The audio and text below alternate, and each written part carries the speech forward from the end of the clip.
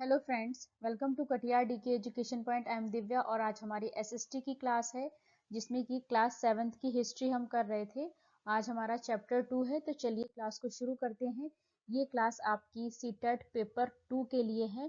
Chapter number 2 है राजा और उनके राज्य। आज हम इसके बारे में पढ़ेंगे। आगे बढ़ेंगे हम। राजा और उनके राज्य। अब इसमें क्या बताया है बेटा कि 7वीं शताब्दी के बाद कई राजवंशों का उदय हुआ। मानचित्र 1 में उपमहाद्वीप के विभिन्न हिस्सों में 7वीं से 12वीं शताब्दी के बीच शासन करने वाले प्रमुख राजवंशों को दिखाया गया है। आप देख रहे हैं इस मानचित्र में, यहाँ पे है ना। तो ये क्या है कि 7वीं से 12वीं शताब्दी के बीच में शासन करने वाले प्रमुख राजवंशों को इस मैप में आपका दिखाया गया है ना। देख रहे हैं आप, जैसे यहाँ पे कई सारे नाम लिखे हुए हैं। इधर क्या लिखा है? मानचित्र 1 7वीं से 12वीं शताब्दियों के प्रमुख राज्य इस मैप में आपके दिए हुए हैं।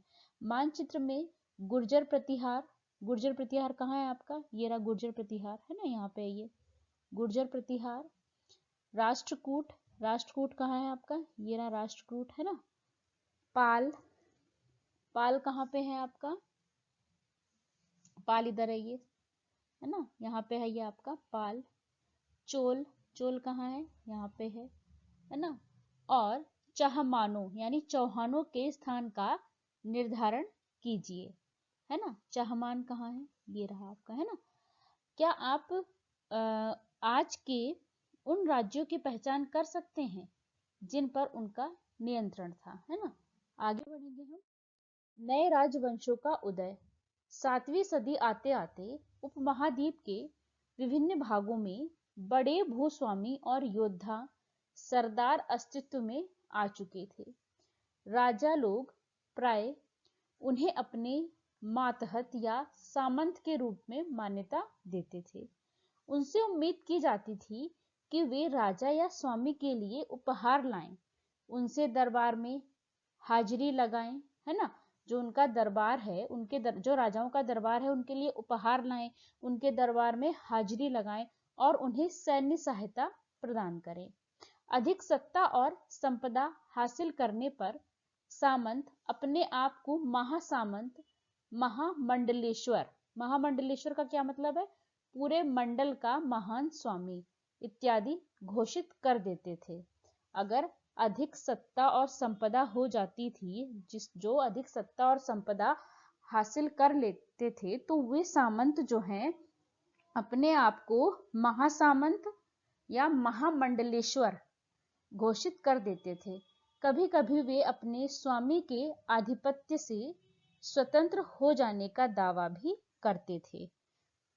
अब यहाँ पे आप एक इमेज देख रहे हैं, ये क्या है? चित्र में एलोरा की गुफा 15 का भित्ति चित्र, जिसमें विष्णु भगवान जो है, विष्णु को नरसिंह अर्थात पुरुष सिंह के रूप में दिखलाया गया है। यह राष्ट्रकूट काल की कृति है, ये इमेज जो आप देख रहे हैं। आगे बढ़ेंगे हम। इस तरीके का एक उदाहरण दक्कन में राष्ट्रकूटों का था। शुरुआत में वे कर्नाटक के चालुक्य राजाओं के अधीनस्थ थे। 8वीं सदी के मध्य में एक राष्ट्रकूट प्रधान दंती दुर्ग ने अपने चालुक्य स्वामी की अधीनता से इनकार किया, उसे हराया और हिरण्य गर्भ, जिसका अर्थ है सोने का गर्भ, नामक एक अनुष्ठान किया। जब यह अनुष्ठान ब्राह्मणों की सहायता से संपन्न किया जाता था, तो यह माना जाता था कि इससे याजक, है ना, जन्मना क्षत्रिय न होते हुए भी क्षत्रिय के रूप में दोबारा क्षत्रियत्व प्राप्त कर लेगा, है ना। इससे याजक, है ना, जन्मना क्षत्रिय न होते हुए भी, मतलब वो क्षत्रिय नहीं है लेकिन फिर भी क्षत्रिय के रूप में क्षत्रियत्व प्राप्त कर लेगा। आगे बढ़ेंगे हम। कुछ अन्य उदाहरणों में उद्यमी परिवारों के पुरुषों ने अपनी राजशाही कायम करने के लिए सैन्य कौशल का इस्तेमाल किया। मिसाल के तौर पर कदंब, मयूर शर्मण और गुर्जर प्रतिहार हरिश्चंद्र ब्राह्मण थे जिन्होंने अपने परंपरागत पेशे को छोड़कर शस्त्र को अपना लिया और क्रमशः कर्नाटक और राजस्थान में अपने राज्य सफलतापूर्वक स्थापित किए, है ना। आगे क्या है, राज्यों में प्रशासन। इन नए राजाओं में से कईयों ने महाराजाधिराज यानी राजाओं के राजा, है ना, राजाओं के राजा, त्रिभुवन चक्रवर्तीन, 3 भुवनों के स्वामी, और इसी तरह अन्य भारी भरकम उपाधियां धारण की। लेकिन इस तरह के दावों के बावजूद वे अपने सामंतों और साथ ही साथ किसान, व्यापारी तथा ब्राह्मणों के संगठनों के साथ अपनी सत्ता की साझेदारी करते थे। आगे बढ़ेंगे हम। इन सभी राज्यों में उत्पादकों अर्थात किसानों, पशुपालकों, कारीगरों से संसाधन इकट्ठे किए जाते थे। इनको अक्सर अपने उत्पादों का एक हिस्सा त्यागने के लिए मनाया या बाध्य किया जाता था। कभी कभी इस हिस्से को लगान मानकर भी वसूल किया जाता था, क्योंकि प्राप्त करने वाला भूस्वामी होने का दावा करता था। राजस्व व्यापारियों से भी लिया जाता था। अब ये क्या है, यहाँ पे 400 कर। ये क्या है, तमिलनाडु में शासन करने वाले चोल वंश के अभिलेखों में विभिन्न किस्म के करों के लिए 400 से ज्यादा सूचक शब्द मिलते हैं।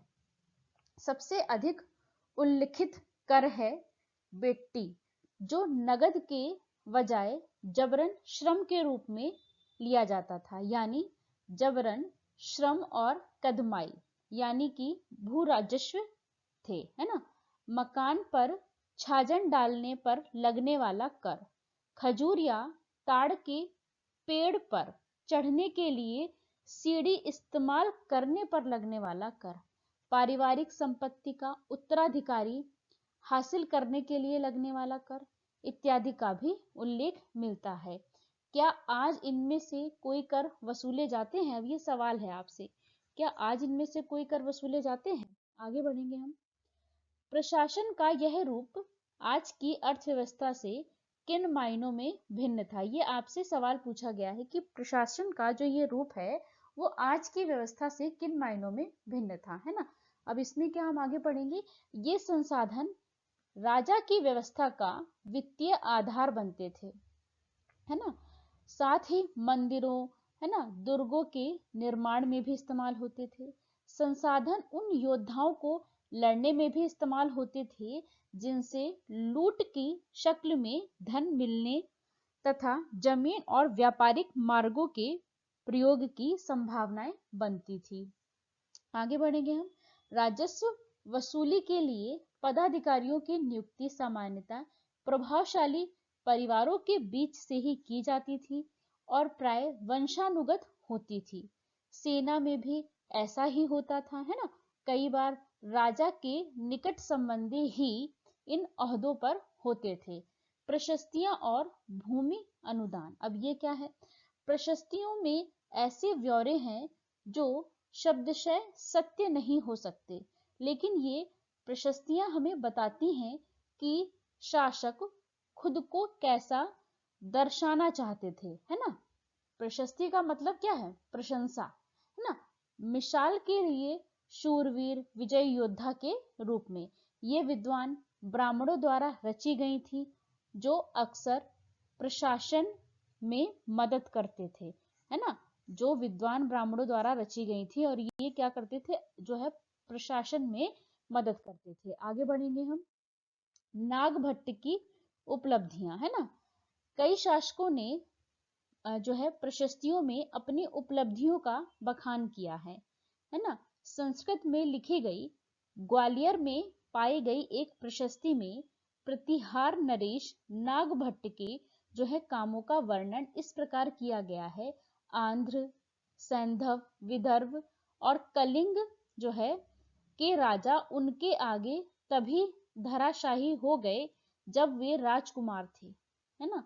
उन्होंने कन्नौज के शासक चक्रयुद्ध को विजित किया, उन्होंने बंग, अनर्त, मालवा जो है और किरात, वत्स, मत्स्य राजाओं को पराजित किया, है ना।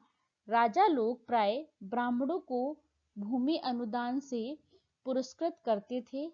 ये ताम्रपत्रों पर जो है ताम्रपत्रों पर अभिलिखित होते थे, जो भूमि पाने वाले को दिए जाते थे। आगे बढ़ेंगे हम। अब यहाँ पे एक चित्र दिया गया है, इसमें क्या बताया गया है। चित्र, यह थोड़ा संस्कृत और थोड़ा तमिल में लिखा हुआ ताम्र पत्रों का एक संग्रह है, ये ना, जिसमें 9वीं सदी में एक शासक के द्वारा दिए गए भूमि अनुदान का उल्लेख है। जिन कड़ियों से ये पत्र जुड़े हैं उन पर राजसी मुहर लगी है, जो यह बतलाने के लिए है कि यह एक प्रमाणिक जो है दस्तावेज है। आगे बढ़ेंगे हम।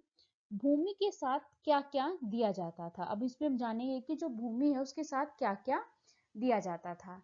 यह चोलों के द्वारा दिए गए एक भूमि अनुदान के तमिल भाग का एक अंश है। हमने मिट्टी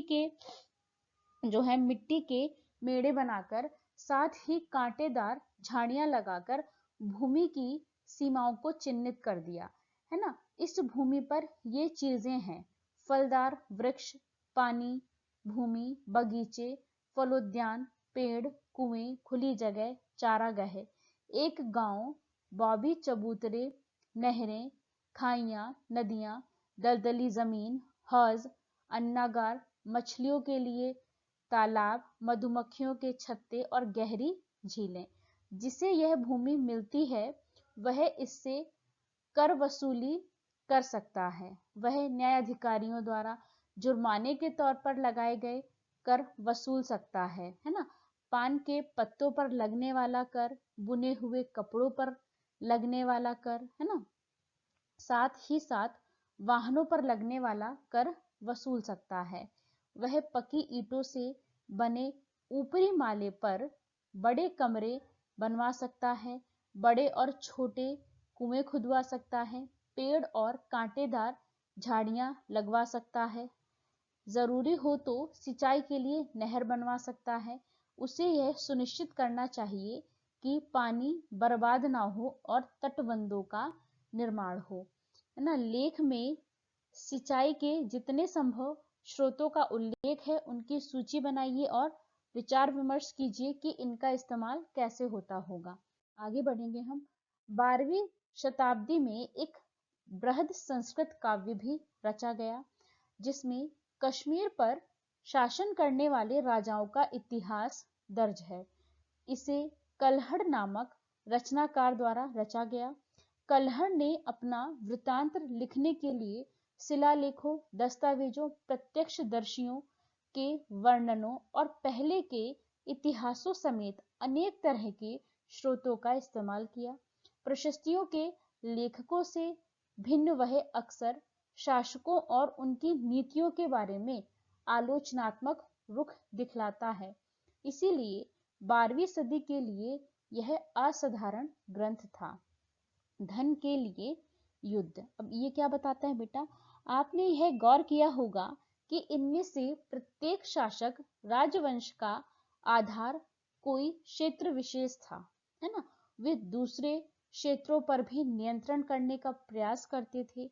एक विशेष रूप से वांछनीय क्षेत्र था गंगा घाटी के, जो गंगा घाटी में है, कन्नौज नगर, है ना। आगे बढ़ेंगे हम। गुर्जर प्रतिहार, राष्ट्रकूट और पाल वंशों के शासक सदियों तक कन्नौज के ऊपर नियंत्रण को लेकर के आपस में लड़ते झगड़ते रहे। क्योंकि इस लंबी चलती लड़ाई में 3 पक्ष थे, इसीलिए इतिहासकारों ने प्राय इनकी चर्चा त्रिपक्षीय संघर्ष के रूप में की। अब क्योंकि 3 लोग थे तो क्या इतिहासकारों ने इनकी चर्चा कैसे की? त्रिपक्षीय संघर्ष के रूप में, है ना। शासकों ने बड़े मंदिरों का निर्माण करवाकर भी अपनी सत्ता और संसाधनों का प्रदर्शन करने का प्रयास किया। इसीलिए जब वे एक दूसरे के राज्यों पर आक्रमण करते थे तो मंदिरों को भी अपना निशाना बनाते थे, जो कभी कभी बहुत अधिक संपन्न होते थे। अफगानिस्तान के गजनी का महमूद ऐसा ही एक शासक है। अफगानिस्तान के जो गजनी का महमूद ऐसा ही एक शासक है। उसने धार्मिक पूर्वाग्रह से प्रेरित हो उपमहाद्वीप पर 17 बार जो है हमला किया। उसका निशाना थे संपन्न मंदिर, है ना, जिनमें गुजरात का सोमनाथ मंदिर भी शामिल था। अब महमूद जो धन उठा ले गया, उसका बहुत बड़ा हिस्सा गजनी में एक वैभवशाली राजधानी के निर्माण में खर्च किया गया, है ना। आगे बढ़ेंगे हम। युद्ध करने वाले दूसरे राजाओं में चहमान भी थे, जो बाद में चौहान के रूप में जाने गए। वे दिल्ली और अजमेर के पास जो है अजमेर के आसपास के क्षेत्र पर शासन करते थे। उन्होंने पश्चिम और पूर्व की ओर अपनी नियंत्रण क्षेत्र का विस्तार करना चाहा, जहां उन्हें गुजरात के चालुक्यों और पश्चिमी उत्तर प्रदेश के कहड़वालों से टक्कर लेनी पड़ी। चहमान शासक पृथ्वीराज तृतीय, है ना, जिनसे सुल्तान मोहम्मद गौरी नामक अफगान शासकों को 1191 में हराया, है ना, लेकिन दूसरे ही साल 1192 में उसके हाथों हार गया, है ना। तो इन्होंने क्या बताया यहाँ पे कि चहमान शासक पृथ्वीराज तृतीय, है ना, जिसने सुल्तान मोहम्मद गौरी नामक अफगान शासकों को 1191 में हराया, लेकिन दूसरे ही साल 1192 में उसके हाथों हार गया, है ना।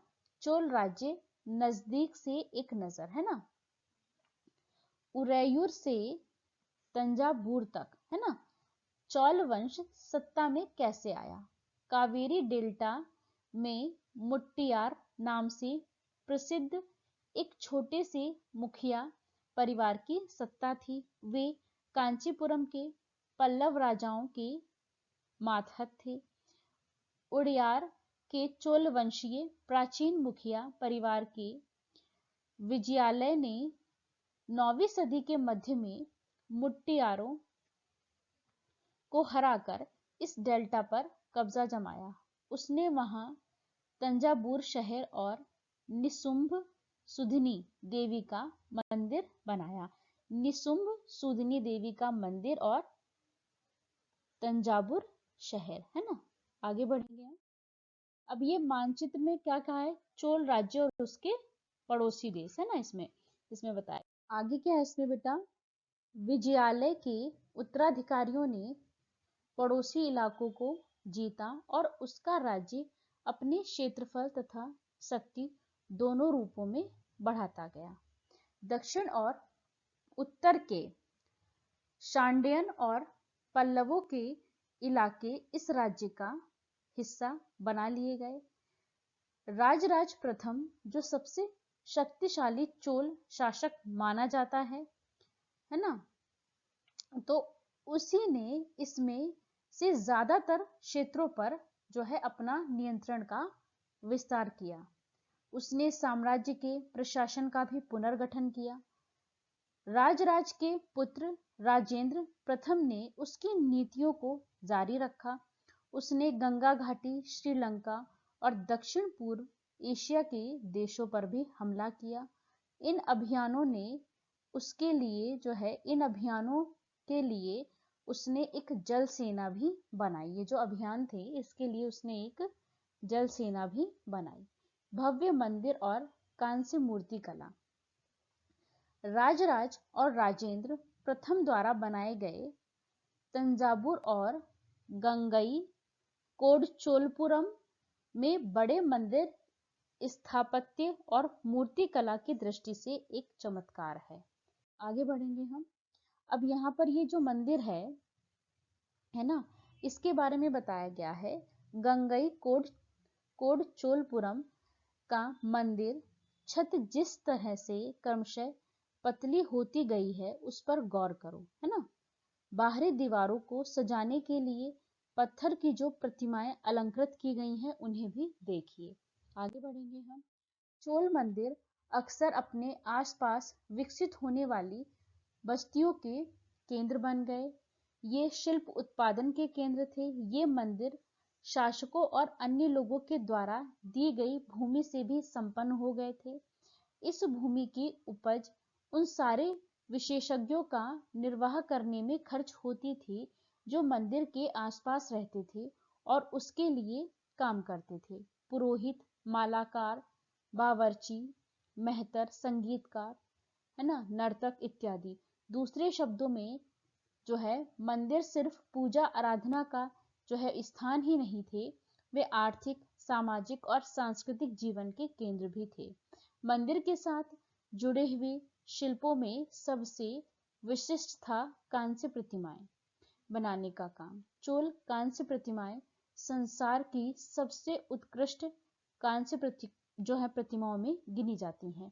ज्यादातर प्रतिमाएं तो देवी देवताओं की ही होती थी, लेकिन कुछ प्रतिमाएं जो है भक्तों की भी बनाई गई थी। आगे बढ़ेंगे हम।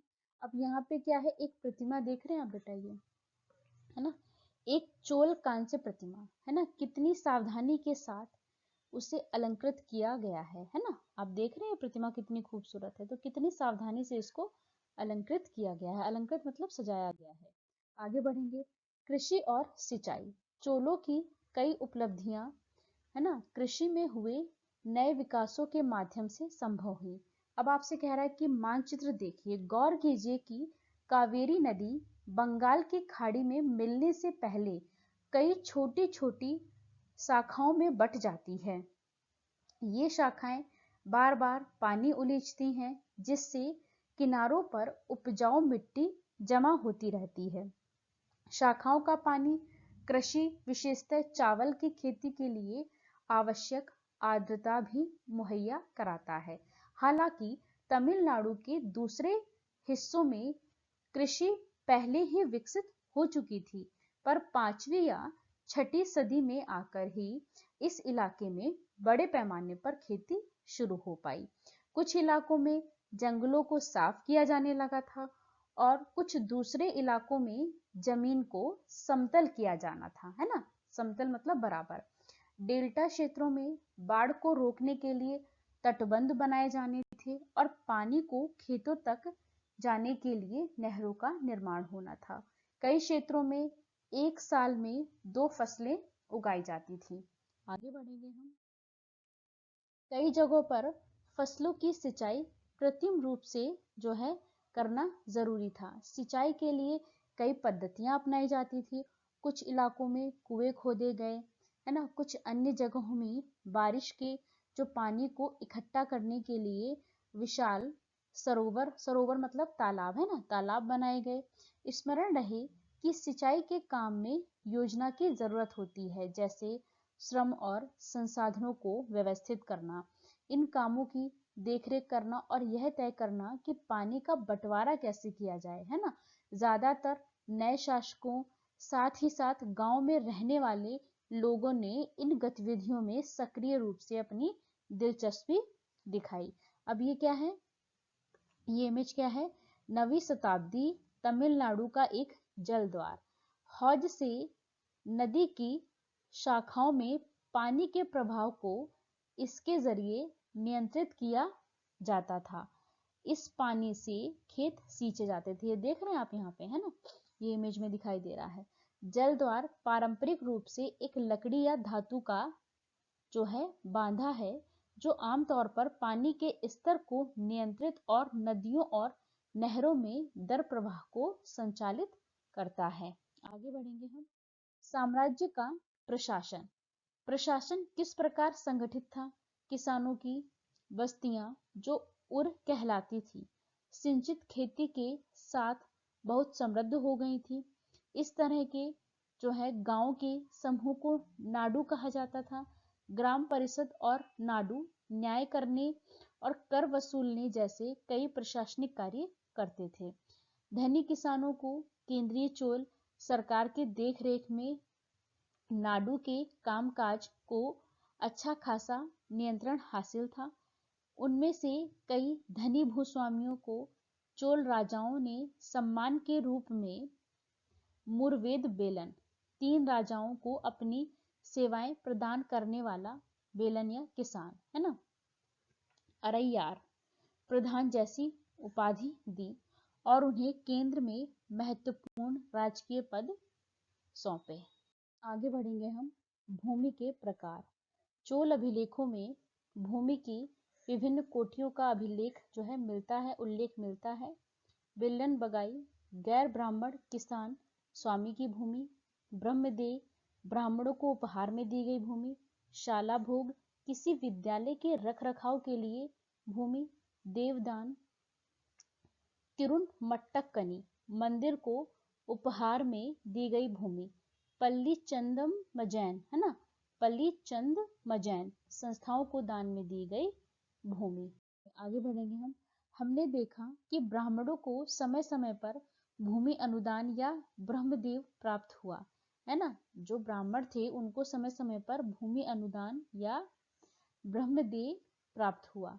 परिणाम स्वरूप कावेरी घाटी और दक्षिण भारत के दूसरे हिस्सों में ढेरों ब्राह्मण बस्तियां जो है वो अस्तित्व में आई।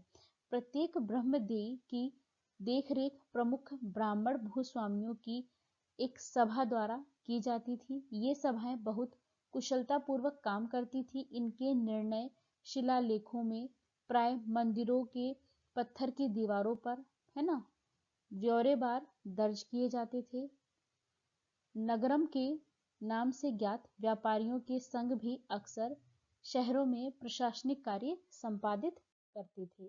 तमिलनाडु के चिंगलपुट जिले के उत्तर मेरूर से प्राप्त अभिलेखों में इस बात का सविस्तार वर्णन है कि ब्राह्मणों की सभा का संगठन कैसा था। सिंचाई के कामकाज, बाग बगीचे, मंदिरों इत्यादि की देखरेख के लिए सभा में विभिन्न समितियां होती थी। इनमें सदस्यता के लिए जो लोग योग्य होते थे उनके नाम तालपत्र के छोटे टिकटों पर जो है लिखे जाते थे और मिट्टी के बर्तन में रख दिए जाते थे और किसी छोटे लड़के को हर समिति के लिए एक के बाद एक टिकट निकालने के लिए कहा जाता था। अभिलेख और लिखित सामग्री। उत्तर मेरूर अभिलेखों के अनुसार सभा की सदस्यता। सभा की सदस्यता के लिए इच्छुक लोगों को ऐसी भूमि का स्वामी होना चाहिए जहां से भू राजस्व वसूला जाता है। उनके पास अपना घर होना चाहिए। उनकी उम्र 35 से 70 के बीच होनी चाहिए। उन्हें वेदों का ज्ञान होना चाहिए। उन्हें प्रशासनिक मामलों की अच्छी जानकारी होनी चाहिए और ईमानदार होने चाहिए। यदि कोई पिछले 3 सालों में किसी समिति का जो है वो सदस्य रहा है तो वह किसी और समिति का सदस्य नहीं बन सकता है। अगर कोई 3 सालों में किसी समिति का सदस्य रहा है तो वह फिर किसी और समिति का सदस्य नहीं बन सकता है। आगे बढ़ेंगे हम। जिसने अपने या अपने संबंधियों के खाते जमा नहीं कराए हैं वह चुनाव नहीं लड़ सकता है। अभिलेखों में राजाओं और शक्ति संपन्न पुरुषों के बारे में तो जानकारी मिलती है, लेकिन यह जानना खासा मुश्किल है कि साधारण मर्दों और औरतों का जीवन इन राज्यों में कैसा था। जो साधारण लोग थे उनका जीवन कैसा था। 12वीं शताब्दी में जो 12वीं शताब्दी की तमिल कृति पेरिया पूर्णम में एक उदाहरण है। अडनूर की सरहदों पर फूस की पुरानी छाछनों वाली छोटी छोटी झोपड़ियों में अटा पड़ा पुलाया, है ना। क्या है? एक ऐसा समूह जिसे ब्राह्मण और वेल्लाल प्रतिष्ठित समाज के बाहर मानते थे। लोगों का एक छोटा सा पुरवा था जिसमें ओछे किस्म के पेशे में लगे खेतीहर मजदूर रहते थे। चमड़े की पट्टियों से घिरे हुए झोपड़ियों के अहातों में छोटे मुर्गे मुर्गियां झुंडों में घूमते रहते थे। गहरे रंग के बच्चे जो काले लोहे के कंगन पहने हुए थे छोटे पिल्लों को उठाए उछलते चल रहे थे। मारुदू पेड़ों की छाया में एक मजदूरनी ने अपने बच्चे को चमड़े की एक चादर पर सुला दिया। आम के पेड़ भी थे जिनकी शाखाओं पर नगाड़े लटके हुए थे और नारियल के पेड़ों के नीचे जमीन में बने छोटे गड्ढों में छोटे सिरों वाली कुतिया के पिल्ले दूध पिलाने के बाद जो है वो लेटी हुई थी। कुतिया जो है वो पिल्लों को दूध पिलाने के बाद लेटी हुई थी। लाल कलगी वाले मुर्गों ने पाँव फटने से पहले तगड़े पुल्लैयार को दिन के काम पर जाने की हाँक लगाते हुए बाग दे दी। धान कूटती लहरदार बालों वाली पुलाया स्त्रियों के गाने की आवाज़ रोज़ाना कांजी वृक्ष की छाया में फैलती है। यहीं पे हमारी क्लास खत्म होती है। वीडियो अच्छी लगे तो लाइक करें, शेयर करें, चैनल को सब्सक्राइब करें। Thanks for watching this video.